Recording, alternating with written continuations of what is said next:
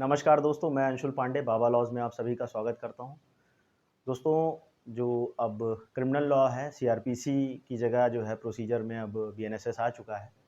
तो काफ़ी सारे चेंजेस हुए हैं। उसी क्रम में हम जो पुलिस रिमांड का कॉन्सेप्ट है, जो कि सीआरपीसी में 167 में डील होता था पहले, अब उसको हम 187 में कर दिया गया है। तो उसमें कई सारे चेंजेस किए गए हैं। पहले जो प्रोविज़न था कि अगर 24 घंटे में जो है इन्वेस्टिगेशन कंप्लीट नहीं होता, तो आईओ जो है मजिस्ट्रेट के पास लेके जाता है और फिर मजिस्ट्रेट का जो है डिस्क्रिप्शन पे वो चाहे तो पुलिस रिमांड दे या वो जुडिशियल रिमांड में भेजे। तो पुलिस रिमांड का जो कॉन्सेप्ट था वो मैक्सिमम क्या था कि 15 डेज़ के लिए दे सकता था और शुरुआत के 15 दिन, उससे ज़्यादा नहीं दे सकता। तो ये एक केस लॉ था, अनुपम कुलकर्णी का केस लॉ था, उसमें कहा गया था कि जो पुलिस रिमांड होगी वो अरेस्ट के शुरुआत के केवल और केवल 15 दिन हो सकती है। उसके बाद केवल होगी तो जुडिशियल रिमांड होगी और पुलिस रिमांड नहीं हो सकती। एक केस और था वीके संथिल बालाजी का, जिसमें कि इस बात की चर्चा की गई थी, लेकिन जो है प्रिवेल वही कर रहा था, अनुपम कुलकर्णी का केस।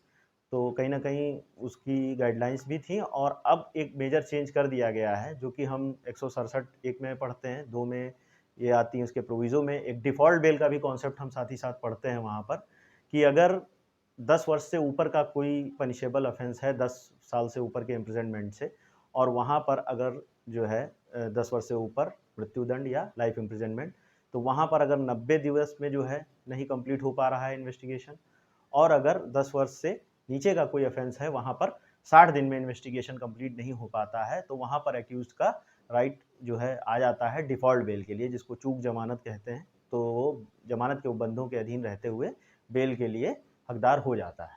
तो ये तो वही एज़ इट इज़ बना हुआ है चेंज, जो ये है 60 और 90 दिन वाला।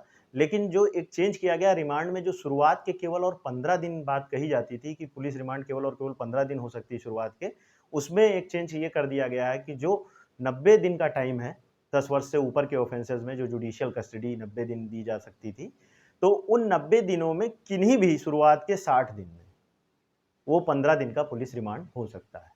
रिमांड का टाइमिंग भी 15 दिन है, वो भी 90 डेज़ है, लेकिन जो एक मेजर चेंज क्या हुआ है कि शुरुआत के 15 दिन के बाद केवल और केवल जुडिशियल कस्टडी ही दी जाती थी, पीआर नहीं दी जा सकती थी, जेसी में ही भेजता था जज।